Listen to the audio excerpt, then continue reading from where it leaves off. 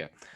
And 3, 2, 1. Welcome to LibernetLIVE. Libernet is a community that aims to marry books and literature and blockchain and cryptocurrency to liberate and democratize human knowledge as our dream and our goal. And tonight I'm gratefully joined by SNAX'S, why not, or SNAX'S from PizzaDAO. Hello again. It's been about a month and a half, we were just saying, when we last did this. Yeah.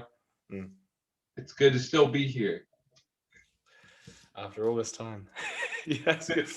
Yeah. I mean, your head's down on. You said your head's down on pizza at the moment in regards to the whole thing. And I was saying to Rizzle on Thursday how the pubs opened on Monday last week, Monday this week. Wow, the pubs opened in my entire country actually, and I think so. I think my entire country, and yeah, I sort of said that going to the pub would be a sort of historic moment because it's the longest the pubs haven't been open since World War II. I think it was. So it was sort of like I was there to sort of, have a drink and also like witness. It was just such a strange thing on Saturday. Like, you're getting like proper sensory overload because there are all these people like jam-packed outside these sorts of pubs because you can only be outside to drink like pub gardens.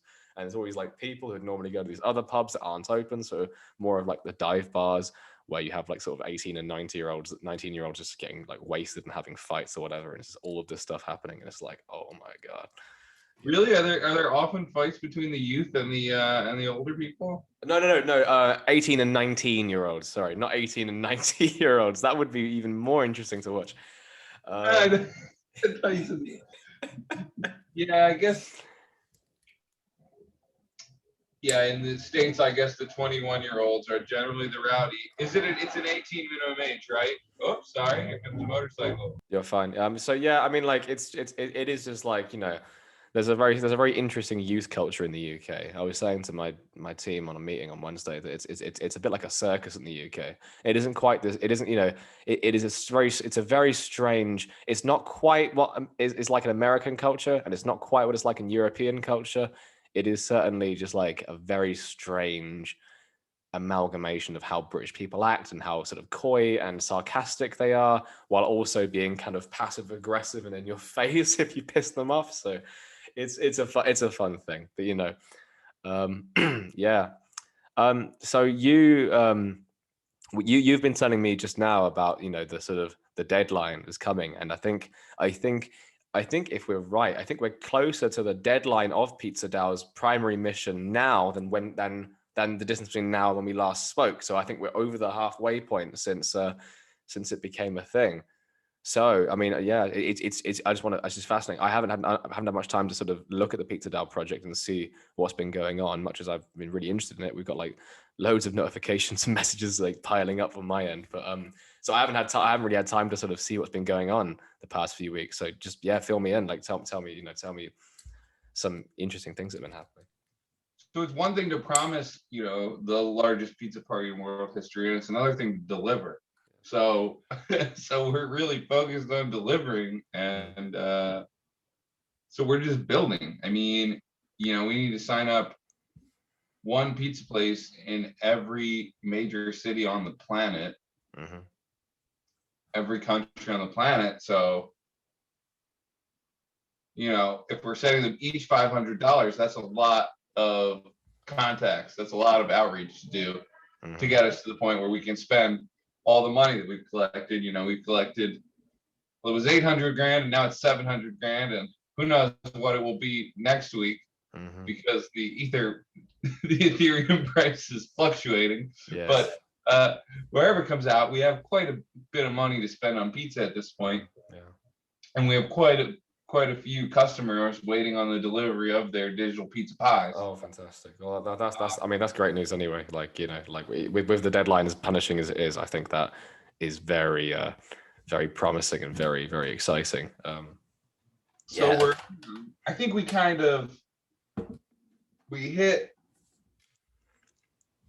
sort of hit a plateau, and now we're trying to pull out of it and start to really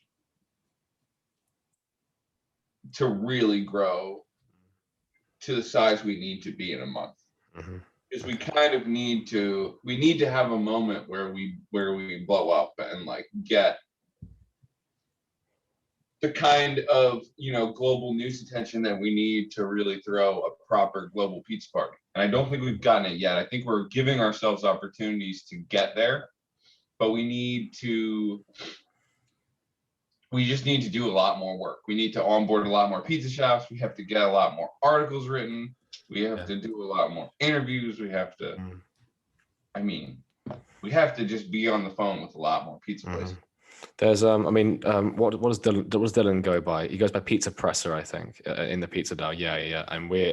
And I just finished an essay for the PizzaDAO book that he wants to create. So that's really exciting. You know, the essay is called "The Tao of the DAO" because obviously I've got like quite a philosophical kind of mindset or whatever. So he just sort of came to me with the project and was like, you know, I want you to try and talk about the Taoism and PizzaDAO and decentralized autonomous organizations as a whole, which I've recently thought was just brilliant. I thought, you know, and we're trying to create our own project regarding decentralized autonomous organizations in Folkestone for our creative community. I want to decentralize and democratize it, you know, but so we just sort of spoke about, for my essay, I spoke about, you know, democratize, you know, like how Taoism relates to the DAO in a way that encourages flow, in ways that encourages emptiness and absence of obstructions in all of this sort of, in the whole thing, where people are able to negotiate with each other without worries of sort of hierarchical pressure, without worries of sort of having to like maintain a false identity and all of these sorts of things that come into it. And it's just really, you know, and it was really fun to do the essay, and I hope, you know, I'm looking forward to seeing what happens with it and seeing where the book goes, you know, and hopefully that can also be a contribution to you know, promoting the whole project as a whole. I think that's going to be a, you know, as someone that likes reading books, you know, that'd be something that I'd be interested in, you know, sort of that sort of thing. So yeah, I think that book's fun. I have been flaking on Dylan so far with my contribution, but I have been funneling other contributions his way. Like every person that I hear that's working on something that fits in the book, you know, like we're gonna have coloring books, we're gonna have a pizza coloring book portion of it. We're gonna have who else did I send his way? I think we generated a lot of haikus in the Discord, although I just made a few. I didn't so maybe I have some haikus that are gonna be in there already. Brilliant. I think I made one. I was gonna write something about the DAO pizza, but I think you probably filled the DAO portion. I read Billy Bamberg, is that his name? Billy some Forbes contributor. Billy Bambro. Okay. Yeah, that rings a bell. Yeah. I read his contribution. It, you know, it didn't say pizza once, but it was all right. Yeah. Yeah. I mean, yeah, I'm really excited to see what people are going to write about it. I mean, I obviously assume my one was kind of sort of not in line with how other people are going to write, because I sort of write from a very sort of abstract, philosophical, socio-political way, and I'm like, yeah, I know these aren't going to be a lot of the entries are going to be like, but that's kind of a good thing, I think, you know, to have a sort of real varieties here. Maybe someone will write an essay on sort of, you know, the technical side of it, and someone will write on the artistry side of it, and someone will write on, you know, whatever comes to them, you know. And I was like, okay, I want to sort of stand out in my way and sort of approach things from from how I think about things. That's so yeah, I just want to read the bloody thing. Like, you know, I think it might be a chance the physical copies are going to be made. So that's exciting, and you know, maybe, you know, and obviously, you know, and it'll be uploaded as NFTs or whatever. Yeah.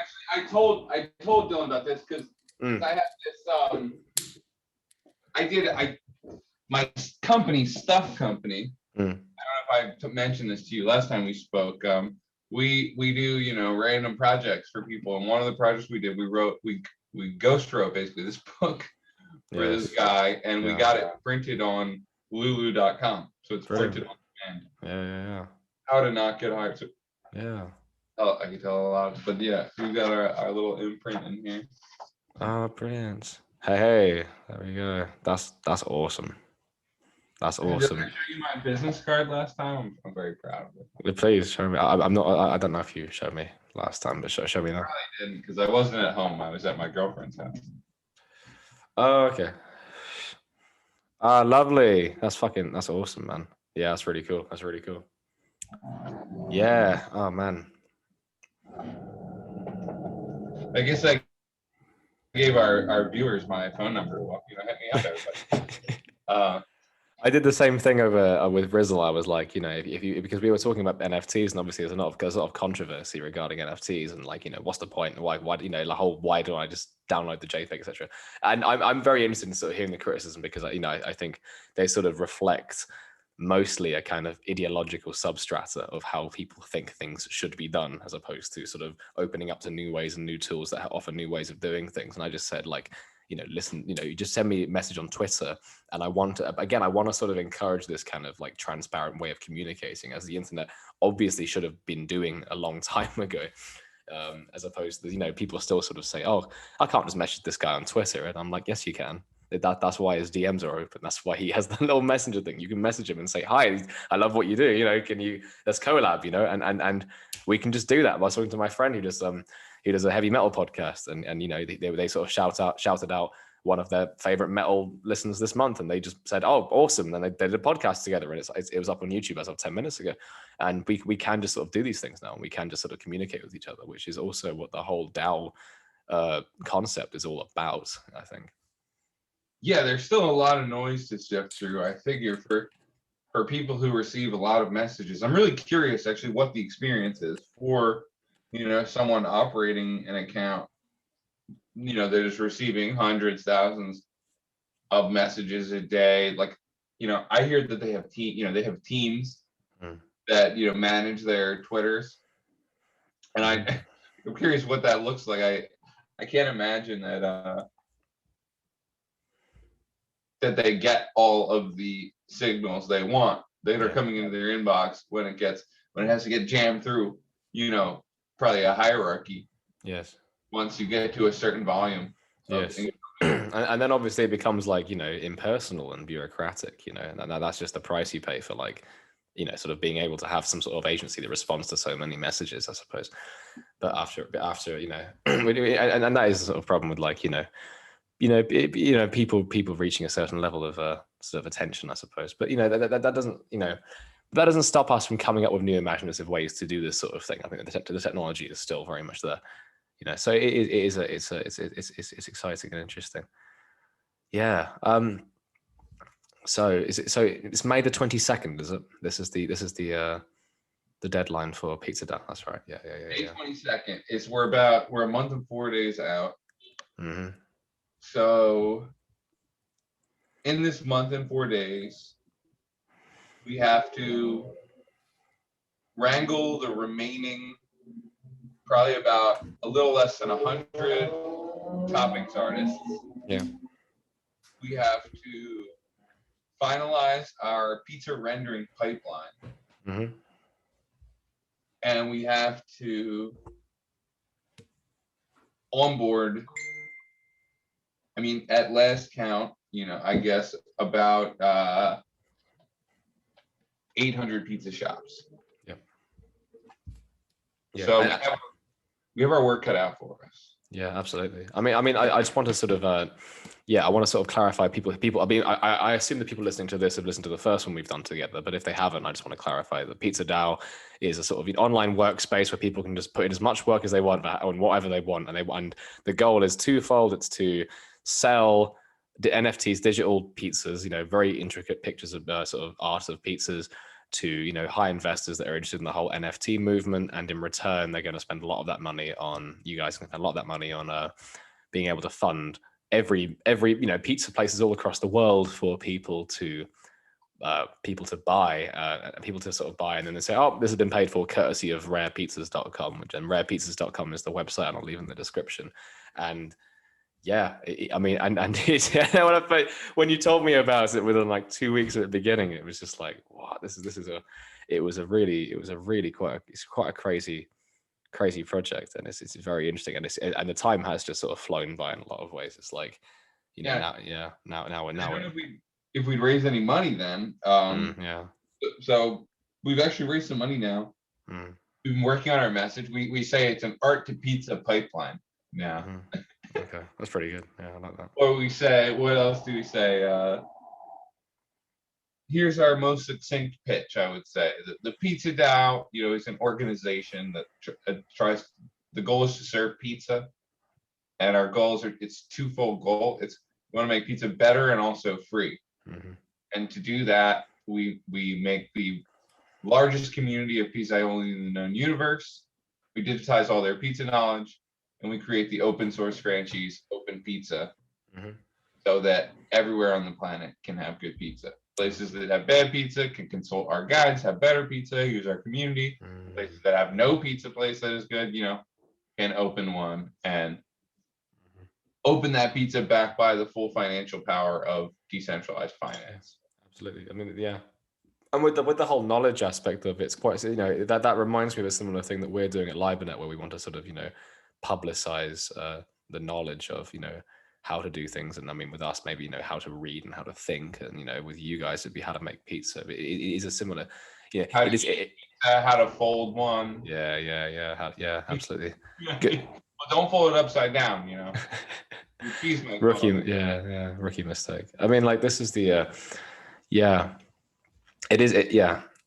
absolutely. It's so, I mean, it's interesting to sort of like, just hear about, how so many of these how so many things about blockchain is so related to transparency of knowledge. You wouldn't, with something that's called crypto, it almost sounds counterintuitive, but it's actually, but it's interesting to have that kind of, have these sort of dialectic opposites, like it's the encrypted, the fact that it's encrypted is based on the fact that we want it to be transparent in image, and the other way around. In the same way, when I find myself in the decentralized autonomous organizations, or the DAOs, I find that the fact that you sort of remain anonymous and are just, you sort of create an identity for yourself, that's completely sort of, kind of playful, or whatever you say, playful and kind of, game, I don't know what the word would be, but sort of, is playful and fun, actually allows you to be much more open about sort of sincere work you want to do and what kind of character you'd actually want to play to actually engage in these sort of places. Actually, this is what I care about. I can actually contribute this without sort of worry of being sort of looked down upon by like a sort of corporate workspace, where on the contrary, you sort of seem to look very much like yourself. And these are sort of very interesting sort of parallels and opposites that like seem to be all over the place with these sorts of with these projects and communities and technologies. What's really nice, I mean, in our Discord, right, people's name, it's either the topping that they're doing for the pizza, if they're a topping artist, or it's their pizza mafia name, which is like pizza something or Don something. We have a crazy amount of silly names, right? Like your Olive Maestro. That's right. And there's Don, like I'm just gonna go down the list and read some of these hilarious. Like there's Don Umami. There's the not so secret ingredient. There's Don Waver, Don Rhizome, Don Dimension, Don Corleone, Don Caporeggiano, Don Blueberry, Dirty Oven, Pizza Oven, Ozzy Pizza. That's just pizza like on its backwards. Pizza Boogie, Pizza Mom, Pizza Pal, Pizza Granny. So there are all these names. And what's funny, like we don't have people come in and use their own name or their usual screen name in our community. And it was just something sort of silly and fun, to do. But in reality, like you're talking about, being sort of pseudonymous, being sort of not really being yourself, sort of getting to role play. Yes. Role play is a great word, great way of putting it. Yeah. And so when we sort of have, relatively arbitrarily maybe, but whatever, we impose this, okay, you are not going to be you. When you're working on pizza, you're Shrimp, that's our art chef, or you're Don Volare is like our lead architect. And I think you're not being called your normal name. Like people talk to each other. They call me Peanut Chews. I just ate some peanut chews. It's a candy in Philly. Here, look. I just enjoyed some. That's strange. It's strange. I've always just associated you with peanut chews, and then I see your name on a candy bar. That's so interesting. No, yeah. I mean, but what I write about in the essay is the interesting thing about like how I mean, when I'm sort of talking about Taoism, I talk about kind of how sort of how Eastern philosophy relates to these sorts of movements in sort of connections that are quite useful. And I bring up the Hindu idea of the Brahman and the Atman or whatever, as if and as the sort of thing that we are we are always role playing in a certain sense. You know, we're role playing as sort of sensible human beings in the world who wear suit and ties and go to work and say hi to our neighbors in certain particular formats, when in fact underneath that is this kind of just this empty, full of potential, creative being with infinite ideas and infinite you say that ambitions and stuff. Yeah. So somebody did a portrait of me recently. Yeah. They just because I let them host their art drop, in my CryPTOVOXELS gallery. Yeah. And I can show you this actually here. Why don't I might as well just show you, right? I can share my screen here. As long as I have permission. I don't know if let me give you permission. I didn't know. Yeah. Sure but so if I go in there, and I go to piratepunks.com. I'll show you that. The portrait is pretty cool of me, but the problem is that I have a tie and a shirt in it that I just would never wear. You tell me, go get a suit and tie to work, and I'm like, guess what? Never. Here I am. Look at this. This is me. So I don't think I will never wear a tie. I don't think again. Oh, there you are with a nice pizza tie as well. That's brilliant. Yeah. Oh, it is a pepperoni tie. It's funny you notice that. It's a pepperoni tie. Yeah. But it is still very corporate. It's like quite a corporate shirt in a lot of ways, and I don't imagine you're the sort of person to wear sort of corporate shirts or whatever. Not for a very long time. Absolutely. Those kind of collar. Only I have one, collared shirt that I wear when I have to for appearance's sake, when I go to somebody's wedding or something. Well, yeah, exactly. But this is sort of what I mean. I mean, when we sort of like, we here we sort of perhaps in this sort of context, it's like you're wearing the corporate suit and tie, but you're doing it playfully, and that playfulness is sort of gone when we sort of when we work traditionally, as opposed to in these decentralized autonomous organizations. We are wearing the suit and tie, but we're doing it drudgerously, and we're doing it contemptibly. We're doing it, contemptibly and quite. So this is quite a nice virtual world you've got here. Actually, this is it's like a virtual art gallery. And this is I used to have my own art up, but this guy he's doing his art show here. Amazing. So right now it's his stuff. I could I'm not going to revert. I'll show you some other time. Maybe I can give you a tour of my metaverse. Maybe once I get back into working on my metaverse businesses and etc., I can give you a tour. Or I could we'll make a quick stop to metaverse.tours. So this is a touring company for the metaverse, because why not? Like, obviously, right? People need tours, and this is the metaverse. Now, what I realized recently, and forgive my slow. This PC runs Windows 7, so that's pretty nice. So this is Metaverse Tours headquarters, and what I recently realized though is that I need to turn the orientation of my building, because my signage is going over here, and it's totally wasted on this forbidding edifice here. Oh, that's quite unfortunate, isn't it? Property. It wasn't there before when I built, so I think I'm going to turn it, because like this neighbor, there's a plaza over here. So I think I'm going to have to maybe change this layout. I don't know. Yeah. Anyway, well, I'm glad to see. I mean, I've been meaning to sort of see these virtual galleries. I haven't really known where to look for it, but this is Here, I can give you one more. Go for it. Yeah, go for it. So we have a pizza shop now for the PizzaDAO. Oh, brilliant. Yeah. And here it is.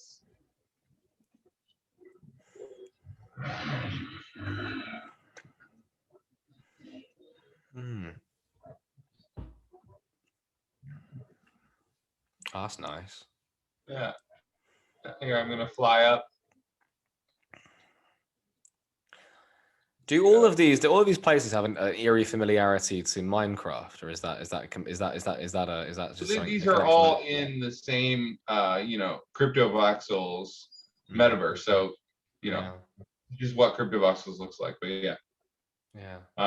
Hey, look, there's a box. I could put some more boxes on display here. That might be nice. I'll have to think about it. Molto bene. Molto bene. All right, so here I'm gonna get out of here. Let's That's awesome. stop my share. And you can everyone can just access these sort of virtual galleries everywhere, right? Anytime. Yeah. It's just it's just so interesting that, I mean, for me, like, to sort of, the potential that these sorts of places have just for like artists that want to actually have galleries. I'm sort of referencing the essay where I sort of, people have said, people sort of attribute kind of, ordinary, common sense, suitable experiences just by what people have at the moment. And a lot of I don't know, people believe that it's the appropriate experiences of artists to sort of suffer and beg for galleries and be poor and be miserable and maybe have some mental health problems or whatever. I love David Lynch when he says that, why, mental health just gets in the way. Bad mental health just gets in the way of, actual, you can be very joyful and be a creative. In that sense, it's really interesting to sort of see these technologies giving artists, sort of a chance that they might not have really even thought of. It's a whole space for these, like, these creators to do things. It might not be necessarily, it might not necessarily be the exhibition, but like I do sort of see this as like, the beginning of something. There's some potential for a shift in how artists are made to perceive themselves, I think. So my first introduction into the space, actually, this was what they had us do. I went to the rare. Brilliant. Yeah. I mentioned it when we last talked, and so they had us all write "Artists deserve more," on a dollar bill. Mm-hmm. And that was what I drew. This little doodle, this guy. But so yeah, this was my introduction to NFTs. That same day I drew this. This was in January of 2018. Yeah, I mean, and the fact that we're prenatal, I think we're not even in the beginning of these what this is actually going to be yet. And I again invite anyone who sort of is very skeptical of NFTs or thinks that they shouldn't exist or anything like that, to just message me and we can have a very interesting and peaceful conversation about that. I'm very approachable, like, and if you do have a compelling argument sort of that challenges the world of NFTs, then, like, I'll listen, but I will remain very skeptical, mainly because we don't know what might become of them. And I think one of the reasons is because there isn't an institution that's telling us what is going to become of NFTs. We it seems to be very people driven, and that obviously scares a lot of people. Because people don't want people to do things or something like that. People don't trust people. People,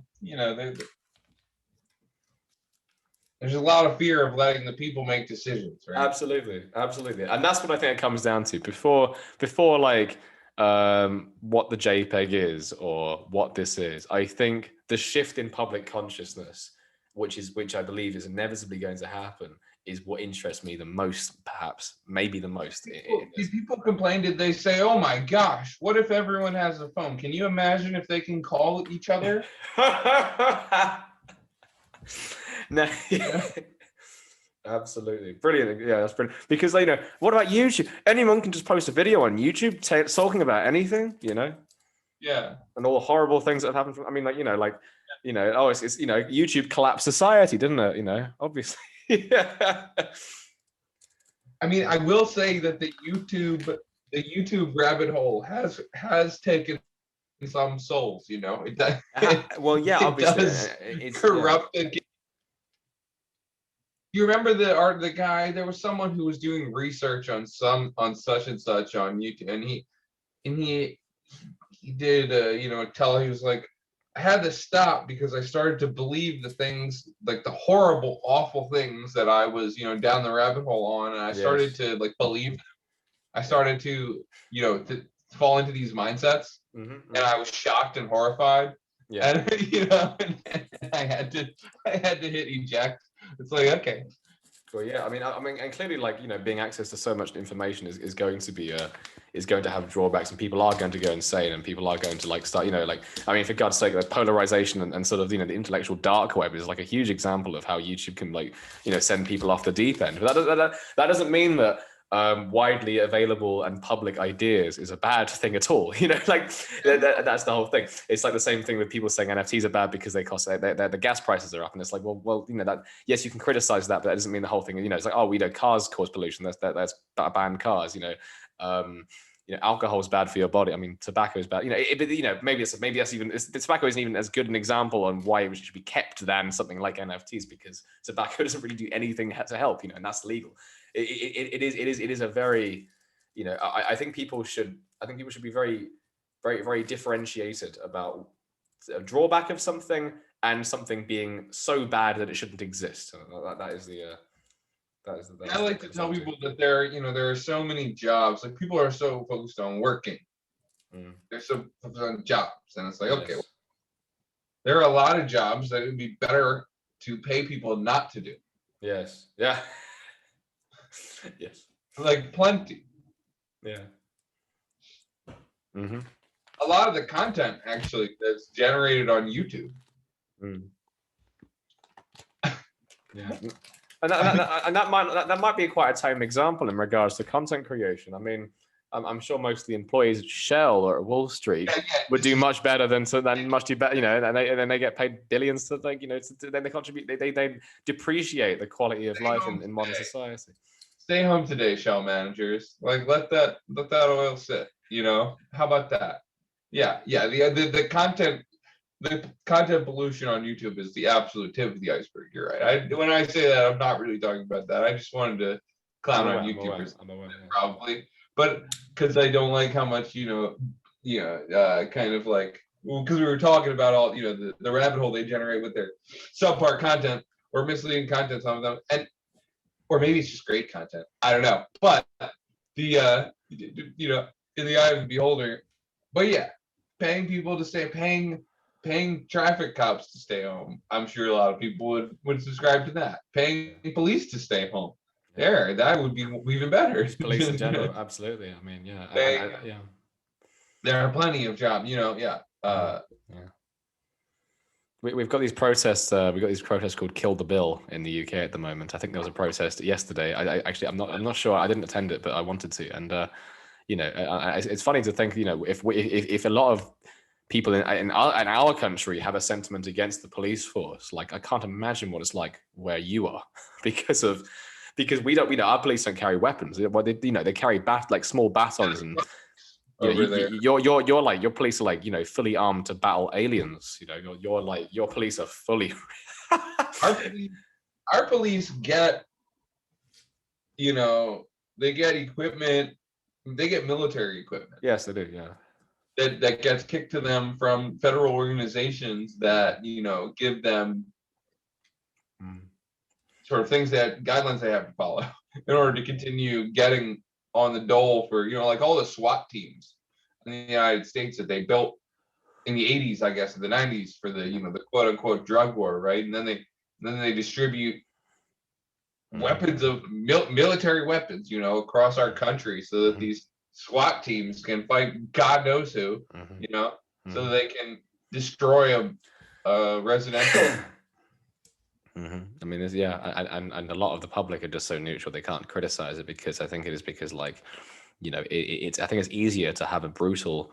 In some ways, I think it does come down to this. Though it sounds a bit counterintuitive, I think it's easier to have to know that there's a brutal, tyrannical system of power running things, even if it's horrible, than to not than for people to be free to make decisions. I think that can be quite uncanny for, like, you know, a lot of neutral, like, sort of just, you know, people that aren't very political. Are like, well, I don't know how to deal with that. I don't know how to deal with the idea that I can make my own decisions. And police offer this very kind of, you know, brutal safety blanket to say, well, at least there is some sense of order. And I think that goes for, like, a lot of things in the world as well. I mean, I wanted to mention the royal family. You know, the royal family, you know, we're talking about people that should be paid to not do what they have to. I mean, like, you know, the royal family are just, you know, they are. Do they get paid, or do they just have, like, you know, do they have to invest? Like, how's this? I don't know. I think our taxes go towards them. I think some of our taxes go towards them, as well as the unimaginable fortune that they already have. But So like, they do have a fortune. Do we know? Like, is that a private fortune? Like, what are they? Do they have wealth managers? Like, what do they do? You know, I don't know. like I don't know. who buys the queen all those colorful dresses? No, it's a good question. I'm just going to see what I mean. Is her net worth public? You know, Do people like the queen over there, or is her wearing colored dresses the equivalent of George Bush being a painter? it's oh, it's a very big divide. I mean, it's almost, you know, like there'll be like, you know, sons that hate the royal family and mothers that love the royal family. I think a lot of people do find them a bit of a national treasure, but I think it's much more an aesthetic icon. They like the sort of idea of there being a queen as a kind of kind of like idea and a commodity, is to go, oh, that's nice, than actually like, Oh, the queen, yeah. oh, the queen, absolutely, yeah.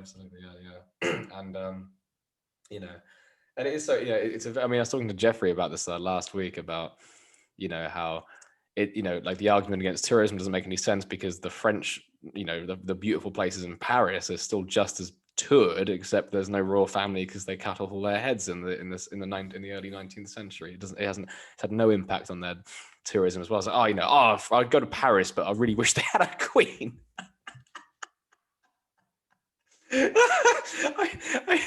I was like, I haven't mentioned this. It's so funny.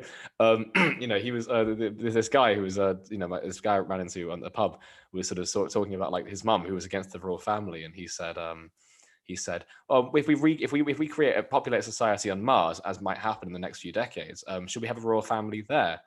And she was like, no. And then he was like, well, why do we have one on Earth? And then I found that so funny. And then later, when we had a few more drinks, we were talking to other friends, and he said that, and then he said, well, actually, you can make another argument. Like, why only have one royal family in England? Why not have 2 or 3 or 4? Like, let's just make more royal families. Just build it. Just what do we split up the castles? Or? Well, I mean, the Queen is Windsor Castle and Buckingham Palace, so you could get one royal family in each, and then there'd be even more to fetishize about, and even more media coverage. Maybe there'd be feuds between the royal families. But I love competitive teams. You know, I'm Team Liz, I'm Team Vic. You know, it'd be brilliant. I mean, my point is, to be a bit more serious, is that these sorts of hypotheticals really draw into kind of how arbitrary and you know, how arbitrary these sorts of ideas are, and people love arbitrary rules and ideas and concepts because because they don't have to like they don't have to make they don't have to think outside the box. And it's hard to do anything without constraints. I don't know if you've noticed, but it's, you know, it's hard to like, we do this thing, we do the 48-hour film competition. Or we've done it, you know, we did it and the 77-hour film competition combined. We did it like 6 or 7 times. And having that time constraint that you have to produce something in, I tell you, makes it a lot easier. And having them give you like, okay, it has to be this genre. It has to have this prop. It has to have this line of dialogue. You know, it makes a. Oh yeah, limitations. Limitations is brilliant for creativity. It is brilliant for creativity. I'm not. Yeah, it's a question of, you know, in relation to the royal family. Like, you know, is it? I mean, like, I do wonder. Maybe some people do. You know, maybe some people do find you know, sort of restraining themselves to believe the royal family is like an important asset to the country makes them more creative. I don't know. I'm not sure about that. I don't know whether that would be a really like an, you know, interesting thing. I mean, I mean, obviously, the Queen. Like, well, you know, what dumber sense is there? Absolutely. I mean, well, there's an actual differentiation I can make. You know, like, it's good to have restraints for creativity, but it's good to decide those restraints. We don't decide the restraints of the royal family to think about what a country is and how it should run. And people love not being able to decide, so they can just go, oh, it's not my responsibility. When in fact, every decision you ever make in your entire life is yours and solely your responsibility. And we like to sort of just say, oh, this, you know, this is interesting. And I think the same thing, you know, but in regards to restraints, you know, this, you know, I'm sure, you know, this is how, to go back to PizzaDAO, this is how you're going to, you know, this is how you're going to nail something really interesting. If you had like, if you decide to do May the 22nd, 2022, I'm sure even then you wouldn't be that far off perhaps what you're going to be doing now, because you've really like you've got such energy there, and that limitation is mean, bam, I'm going to do this. I'm going to do this. We're going to do this in 2 months. So that's It's exciting. Yeah, the constraint makes it happen. Saying we're going to get it out by 22nd, and speaking of constraints, I have to go run around in Grand Theft Auto, I think, shortly here. So I'm gonna have to hop. The Phase clan. I had a feeling. That's why I brought it back to PizzaDAO. That's why I had a feeling you had to go. It's been brilliant, short-lived, but brilliant having you on. Thanks for the update on PizzaDAO. It's going to be exciting. I'm sure the next time we'll probably speak is going to be on the live stream. If once I get the specifications ready and get that up and running, I'm going to have my idea is to have the Zoom link in the description of the stream on YouTube, so anyone can join. I can see who joins, and then it will just be really take that publicization and transparency of communication to the next level, so people can just come on and just talk about what they want when they like, and we can just have like a big live pizza party. I'm going to get pizzas and stuff, so it's going to be really fun. Talk about the book and stuff, and we'll just see the buyers, see who's tweeting in about like selling pizzas. I'm really excited, and I hope it goes really well, and I'll see how involved I can be in the Discord server over the next month. So SNAX'S, it's been fantastic having you. Thanks everyone for doing it. Thanks for watching. Please like and subscribe if you want to support the channel. Please comment if you have anything to think of, and please tweet us if you tweet us, the Libernet or me personally, if you have any questions or any considerations or business ideas. So please just get involved and talk to us. So thanks very much, SNAX'S, and thanks everyone for watching. Have a great next week. See you later, guys. Pizza. See you later.